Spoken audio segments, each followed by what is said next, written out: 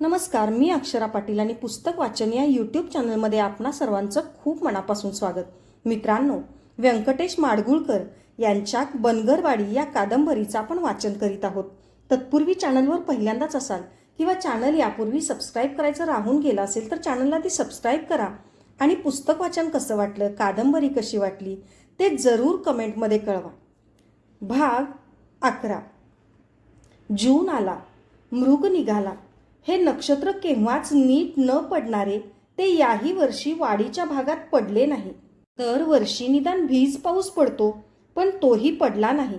नक्षत्र कोरडेच गेले. लोक आडदराची वाट पाहू लागले. आता सर्वत्र उजाड दिसत होते. रानातून फिरून मेंढरे उपाशीपोटी माघारी येत होती. सुगीच्या वेळेला साठवून ठेवलेला वाळला पाला, भुसकट असले काही वही पुढे टाकून मेंढके मेंढरांची पोटे भरत होते. पाऊस पडून हिरवळ केव्हा होते याची वाट बघत होते.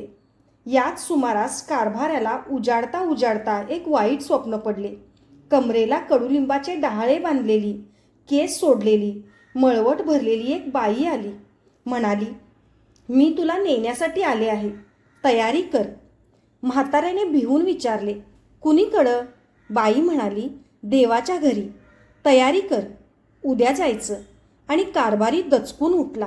घामाघूम होऊन अंधारातच अंथरुणावर बराच वेळ बसून राहिला. भल्या सकाळी मी अजून जागा होतो आहे नाही तोवर माझ्याकडे आला. अंथरुणाच्या कोपऱ्यावर बसून माझ्या पायाला हात लावून त्याने नमस्कार केला. मला काही कळेना. कारभारी म्हणाला, शेवटचा रामराम. मी चाललो. मी आल्यापासून या म्हाताऱ्याने गाव सोडल्याचे मला माहीत नव्हते. कुणीकडे चालला? येणार कधी? म्हातारा म्हणाला, चाललो आता. माघारी येणं नाही.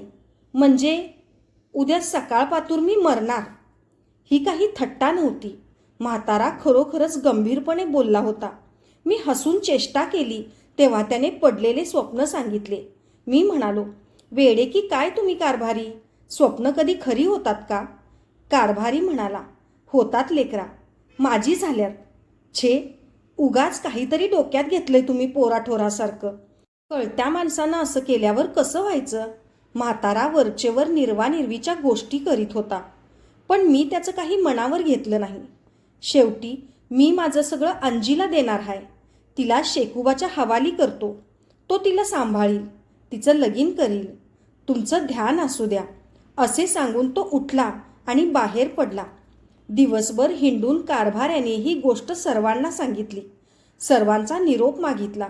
या खुळेपणावर कोण विश्वास ठेवणार? पुष्कळांनी चेष्टा केली. म्हाताऱ्याचे बोलणे कुणीच मनावर घेतले नाही. असला भोळसट शेकू, पण तो सुद्धा म्हणाला, नाना, मरायला काय धाड झाली आहे तुला? अजून 5 वर्ष डग नाही तुला.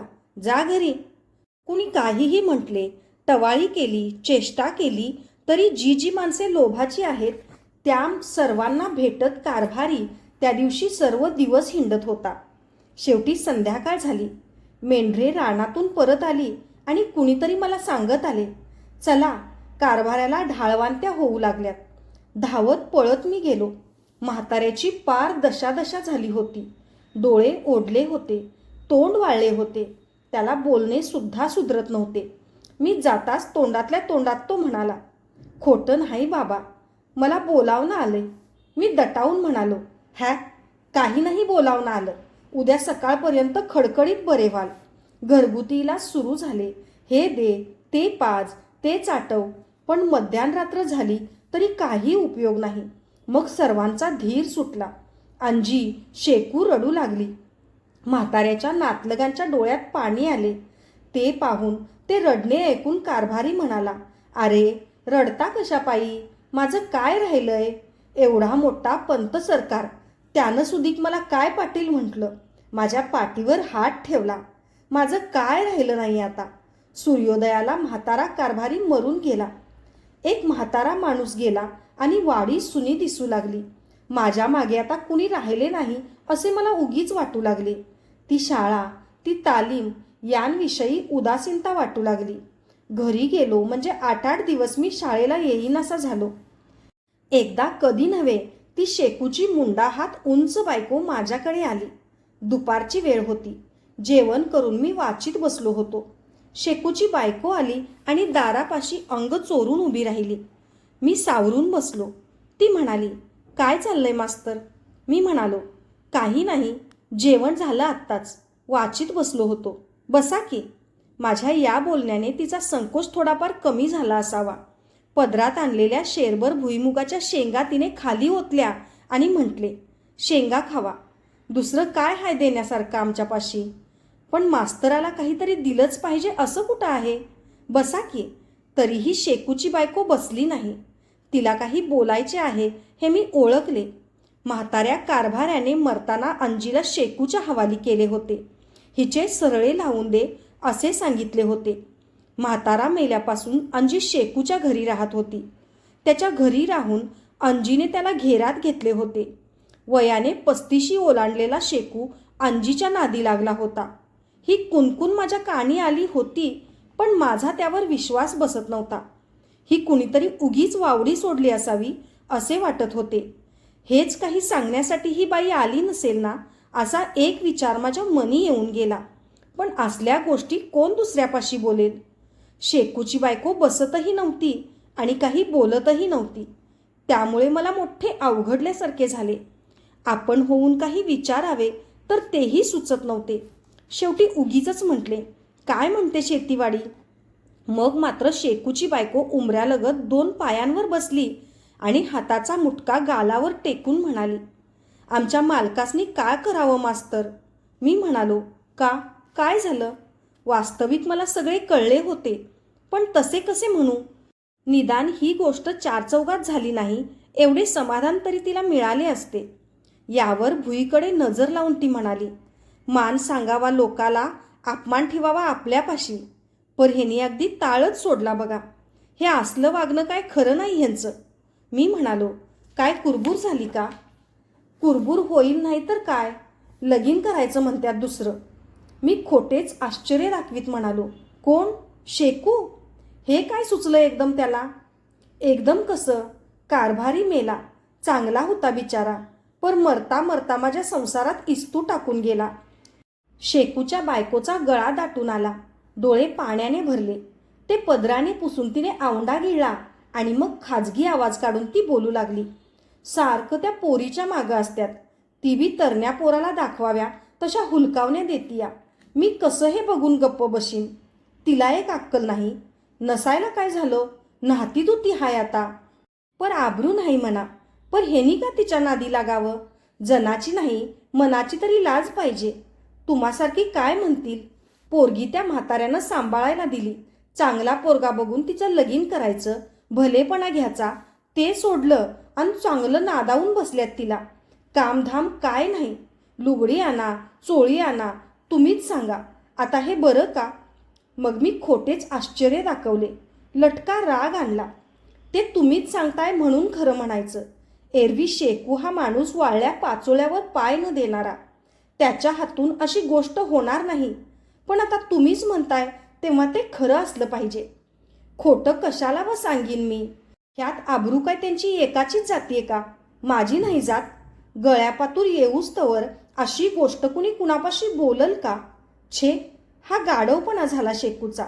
इतके दिवस मिळवलेला चांगुलपणा घालवायचा आणला त्यानं. माझ्या या बोलण्याने शेकूची बदनामी होत आहे असे वाटून त्या बाईने खुलासा केला.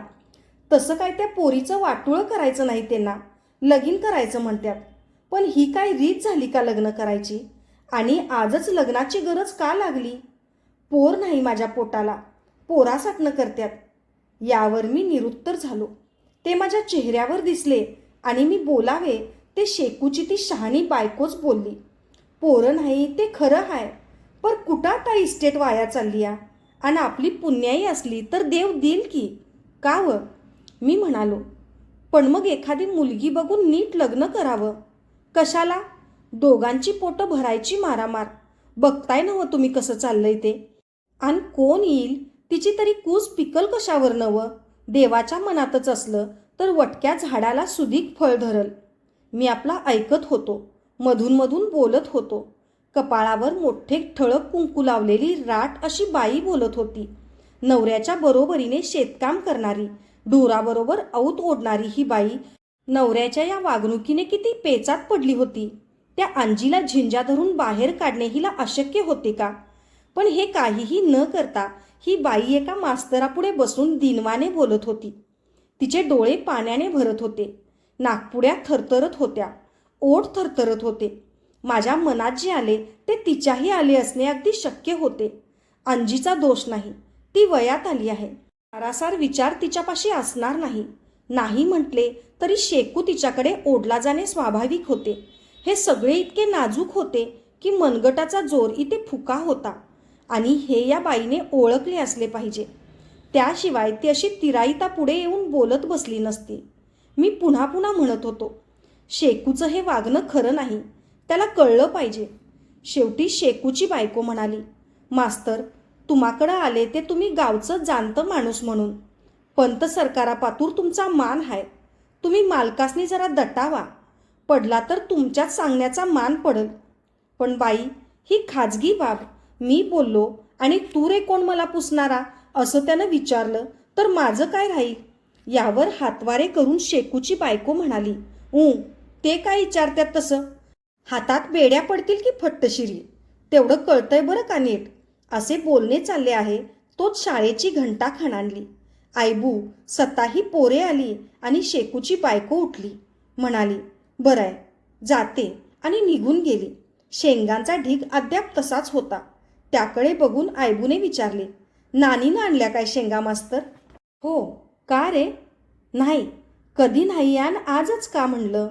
आयबू एवढेच बोलला, पण मला त्याला काही म्हणायचे होते समजले. त्याने शेंगा भरून ठेवल्या, दार ओढून घेतले आणि मी शाळेकडे निघालो. तेव्हा असेही वाटले की आयबूला याची काही माहितीही नसेल. तो आपला सहज बोलला असेल आणि माझ्या मनाचे त्याचे अर्थ लावले असतील. त्यानंतर रस्त्याने जाता येता शेकू मला 2-4 वेळा भेटला, पण नित्याप्रमाणे तो माझ्याकडे बघून हसला नाही. काय गडबड मास्तर असे त्याने विचारलेही नाही. लांबून मला बघितले की खाली मान घालून तो तरातरा माझ्या अंगावरून जाई. त्याच्या तुटक वागण्यामुळे निश्चय करूनही अंजी संबंधी त्याला काही विचारण्याचा धीर मला झाला नाही. अंजी शेकूच्या संबंधाविषयी गावातली कुणकुण अधिक वाढली होती. रोज ती दोघे मिळून शेरडांमागे जातात. वाटेने जाताना सुद्धा अंजी शेकूच्या अंगचटी येते असे लोक बोलत. आज त्या दोघांना दूरवरच्या ओढ्याकाठी असलेल्या निरगुडीच्या ताटव्यात बघितले. उद्या मावल्याईच्या देवळात जाऊन त्या दोघांनी शपथा घेतल्या. अंजीने देवीच्या काचोळीची शपथ घेऊन शेकूला दगा न देण्याबद्दल शपथ घेतली. परवा शेकूने शेरडे विकून अंजीसाठी तोडे करायला टाकले. अशा अनेक गोष्टी कळत. शेकूचे हे प्रेम प्रकरण म्हणजे तरण्या पोरांच्या चेष्टेचा विषय झाला होता. जाणत्या माणसांच्या तिरस्काराची गोष्ट झाली होती. मग एके दिवशी शेकूचे आणि त्याच्या बायकोचे कडाक्याचे भांडण झाले. काय झाले हे कळले नाही, कारण ती दोघे मध्यरात्रीची आपल्या घरातच भांडली आणि सकाळी बायको गावातल्या गावातच वेगळी राहू लागली. धुळा धनगराच्या घराशेजारचा गोठा मोकळा होता, त्यात चूल करून ती राहू लागली. शेतीवाडीकडे काही ध्यान न देता रोजगार करून मोलमजुरी करून पोट भरू लागली. तिने शेकूचे नावच सोडले. अंजी आणि शेकू एकत्र राहू लागले. लगीन करायचे म्हणून शेकू जुळवाजुळव करू लागला. शेरडे करडे मोडून त्याने रोख पैसा जमा केला. धान्यधुन्य जमा केले. शेकूचे रान गावापासून थोडे लांबच होते. याच्या रानापलीकडे असलेला मळा वाडी ज्या गावाखाली होती त्या येडशी गावचा होता. या मळ्यात खतासाठी मेंढरे बसू लागली. मळ्याच्या मालकाने कुणी परगावचे मेंढके बोलावले होते. रात्रभर दोघे तिघे जवान धनगर ओव्या गात शेकटा घेत त्या रानात बसत. त्यांनी तालात गायलेल्या ओव्यांचे सूर आपल्या रानातून अंजी ऐके. एकदा रख्ख दुपारचा त्यांच्यापैकी एक मेंढका सामायिक बांधावरच्या बाभळीवर चढला आणि बाभळ सवाळू लागला. त्यांची मेंढरे खाली जमा झाली आणि काटे चुकवून बाभळीची पाने लुबुलुबू खाऊ लागली. हिरवट पांढऱ्या बाभळीच्या शेंगा वेचू लागली. तेव्हा सपाट्याने अंजी पुढे झाली आणि खाली उभी राहून बाभळीवर चढलेल्या त्या गड्याकडे बघून म्हणाली, कोण बाभळ सवळतया ते? वर बसलेला मेंढका खाली बघून म्हणाला, का ग, तुझी हरकत आहे काय? एकदम त्याने का ग म्हणताच अंजी शहारली. तोच टपाटपा बाभळीची पिवळी फुले तिच्या अंगावर पडली आणि मागोमाग मेंढक्याने खाली उडी मारली.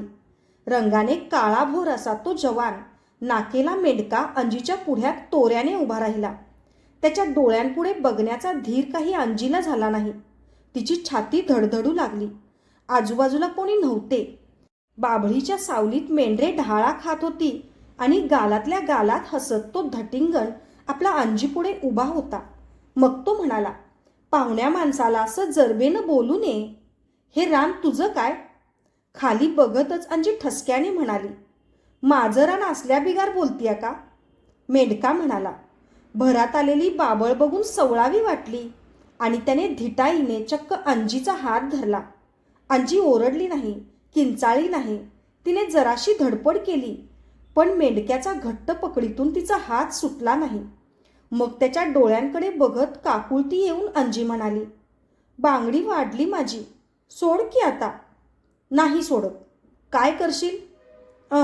बराच की दांडगावा आहे तुझा, सोड हात. तरीही मेंढका आपला हसतच राहिला. 4-5 दिवस मेंढरे रानात बसवून आणि त्या बदली मिळालेले जोंधळे घेऊन तो मेंढका मेंढरे हाकीत आपल्या गावी गेला. तेव्हा अंजीलाही त्याने बरोबर नेले. तीही गेली. शेकूला तिने सांगितले नाही, सवरले नाही. काचोळीची शपथ मोडून अंजीने शेकू सोडून दुसरा दाल्ला बघितला. त्यानंतर 8-15 दिवसांनी वटाभर गाजरे घेऊन शेकूची बायको माझ्याकडे आली. तिचा चेहरा फुललेला होता. गाजरे भुईवर ओतीत ती म्हणाली, मास्तर, आला आमचं खुळं माघारी. धन्यवाद. अशाच नवनवीन आणि विविध विषयांवरच्या कथा, कविता आणि पुस्तकांसाठी पुस्तक वाचन बाय अक्षरा पाटील हे चॅनल सबस्क्राईब करा आणि पुस्तक वाचन कसं वाटलं, कादंबरी कशी वाटली ते कमेंट बॉक्समध्ये जरूर कळवा. थँक्यू.